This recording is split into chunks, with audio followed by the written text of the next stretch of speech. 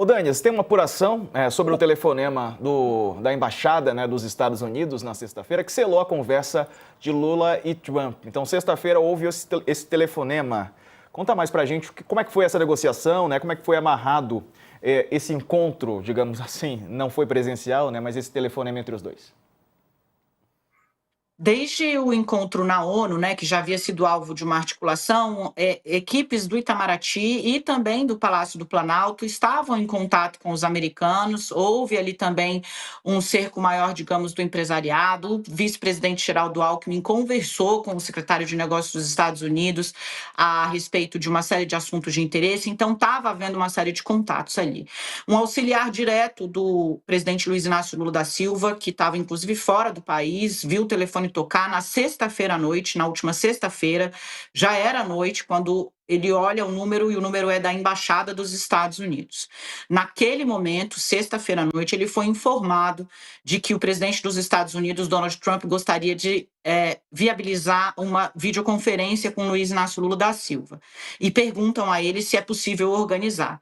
Ele vai a Lula no sábado de manhã, que estava já em São Paulo, onde ele ia almoçar com amigos e à noite foi num show da cantora Maria Bethânia. Lula diz que sim, pede para que acione Geraldo Alckmin, para que se monte uma série de dados para ele e oferece 3 datas para os Estados Unidos.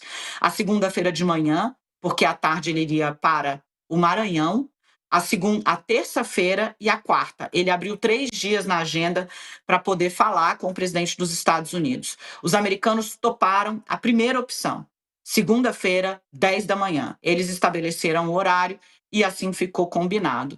A partir daí, a gente já sabe o que aconteceu. Trump telefona, Trump abre a conversa e dá sinal verde para que se inicie uma negociação direta entre Brasil e Estados Unidos a respeito de 2 temas colocados pelo petista: o tarifaço e as sanções impostas a diversas autoridades do Brasil, que, por alguma forma, se viram envolvidas aí na narrativa do filho do ex-presidente Jair Bolsonaro de que há, né, uma perseguição política em curso no Brasil por meio do judiciário. A construção dessa pauta que seria discutida ali, ela levou o final de semana inteiro, Diego. Já devolvendo para você, no sábado Lula pede os dados são organizados, Alckmin passa a se envolver diretamente, a Fazenda também, né, como se sabe. No domingo, o presidente desembarca em Brasília, domingo à noite, já inclusive um pouco tarde para os padrões, vai direto da base aérea para o Palácio da Alvorada, onde ele se reúne com o ministro do Itamaraty, o chanceler Mauro Vieira. É nessa reunião em que o roteiro, o script final da fala, de como isso deveria ser tratado, como eu disse ontem mesmo, né?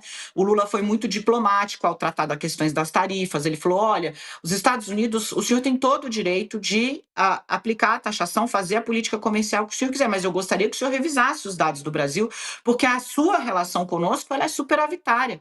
Para os Estados Unidos ganha mais dinheiro do que investe aqui no Brasil. Nós compramos mais dos Estados Unidos do que os Estados Unidos do Brasil. Então, houve toda essa costura ao longo de, digamos, 2 dias e 1 noite para que se chegasse no resultado que hoje foi celebrado pelo presidente, inclusive, em uma entrevista. E o ministro da Fazenda, Fernando Haddad, disse que tem expectativa de se encontrar com o secretário do Tesouro, Scott Bessent, na viagem que ele vai fazer para os Estados Unidos na semana que vem. A informação é da colunista Mônica Bergamo, da Folha de São Paulo. O Haddad vai a Washington participar de reuniões do G20, do Banco Mundial e do FMI. Não há um encontro marcado entre os dois, mas como sempre ocorrem reuniões bilaterais, né, então ele pode se reunir, está acreditando nessa possibilidade. Os governos de Lula e Trump vêm se reaproximando aos poucos e o Brasil tem a expectativa de que a crise seja superada depois que o Trump aplicou uma tarifa de 50% sobre os produtos brasileiros comprados pelos Estados Unidos agora em julho, né? Uma sobretaxa de 40%, já tínhamos 10%, chegamos a 50%. Ô, Couto, e essa reaproximação de Brasil e Estados Unidos, você está otimista? Eu estou bastante otimista e está na cara que o jogo virou, né? Mudou completamente depois dos primeiros sinais dados pelo Donald Trump e depois na conversa de ontem com o Lula. Mudou completamente. E tanto isso é verdade que há uns 15 dias o Haddad anunciou que tinha uma reunião marcada nos Estados Unidos com o secretário do Tesouro americano, né? e que foi desmarcado em cima da hora. Depois, no dia seguinte, que era para ser a reunião, aparece o secretário de Tesouro do lado de Eduardo Bolsonaro no gabinete. Né? Ele melou o jogo. Dessa vez, não. Dessa vez mantiveram tudo em sigilo e agora o cenário é completamente diferente. Então, deve acontecer essa reunião com o secretário de Tesouro, porque o Trump mandou, e lá, o Trump mandou, acabou, não tem discussão. Até o Marco Rubio vai ter que cumprir o papel dele determinado pelo presidente. Eu queria voltar no assunto anterior só um instante com a Daniela, para saber uma coisa que me chamou a atenção na matéria dela. Como é que conseguiram manter sigilo dessa conversa, que seria marcada no começo da semana, desde a sexta-feira até a segunda, quando se realizou a conversa dos dois, né? Como foi possível? Porque tantos assessores, ministros e tal foram mobilizados para preparar a conversa.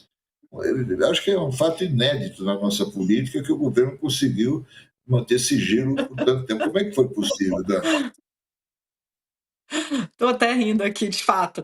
O Couto, apesar de parecer que muita gente foi envolvida, no princípio foi um círculo muito restrito que foi avisado. Por ordem, inclusive, assim, esse já estava sendo o esquema das tratativas que abriram caminho, por exemplo, para esse encontro na ONU. Né? A gente trouxe aqui no UOL uma dica de uma fonte que foi: olha, se houver uma interação, você lembra disso, Sarza? Se houver uma interação entre o Lula e o Trump, é porque eles vão se encontrar numa antessala que fica contigo ali a área onde faz o discurso, quando o Lula estiver saindo e o Trump estiver chegando. Se o Trump chegar um pouquinho mais cedo, eles vão se cruzar e pode ser que eles se falem ali, você lembra? Mas a fonte tratou como se fosse algo completamente casual, e eu, né, acreditei, trouxe aqui a informação. O encontro aconteceu, mas ele não foi casual. Depois a gente descobriu que houve uma série de conversas para que, preparando o ambiente, houvesse condições de que esse gesto acontecesse. Esse está sendo o script do governo nas relações com os Estados Unidos, porque é um assunto muito delicado, né? Primeiro, não pode melindrar os americanos no momento em que o Brasil tem demandas de fato a serem atendidas e precisa aí, né, dar um sinal. Seria para o presidente Lula uma vitória em setores importantes do empresariado se conseguisse uma reversão, por exemplo, do tarifaço. Então, num primeiro momento, essa informação ficou muito restrita. O auxiliar que foi contatado é uma pessoa de estrita confiança do Lula, trabalha diretamente com ele há muitos anos e apenas dedicado à política internacional. É um contato, portanto, de confiança. O Mauro Vieira não escalou um assessor para acompanhar as conversas dele. Ele fez tudo sozinho e só se reportava diretamente ao Lula. O Geraldo Alckmin você conhece muito melhor do que eu, porque desde governador sempre foi uma figura muito fechada, né? Ele até pode falar, mas mesmo usando muitas palavras, ele costuma dizer muito pouco. Ele é uma figura muito fechada. E o Fernando Haddad sabe da importância que isso tinha para o presidente da República. Então, num primeiro momento, ficou restrito ao primeiríssimo escalão. O ministro das Comunicações, por exemplo, só soube no final de semana. Segundo me informaram, né? O Sidônio Machado só soube no final de semana, quando já tinha dado o ok e a coisa já estava desenrolando. Foi assim, infelizmente, para nós, né? Eu perguntei, gente, como assim? Podia ter dado um aviso, furo importante. Não tinha como, foi ordem direta, não era para vazar. E não vazou, né? Porque poderiam atrapalhar essa negociação.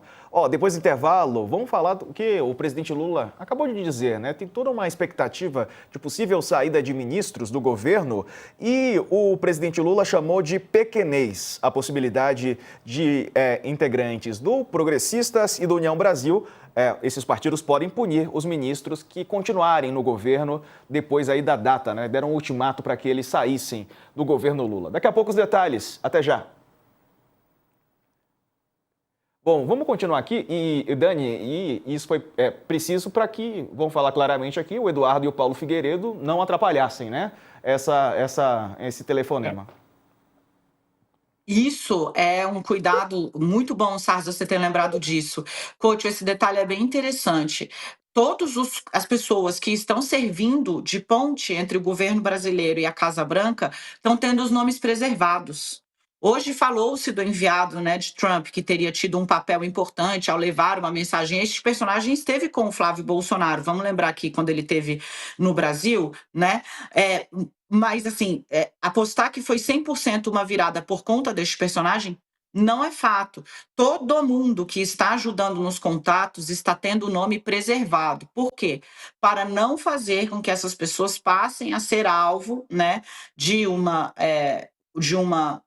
ofensiva, né, da ala que vem buscando ampliar ou manter as sanções, em especial ao Supremo Tribunal Federal, né?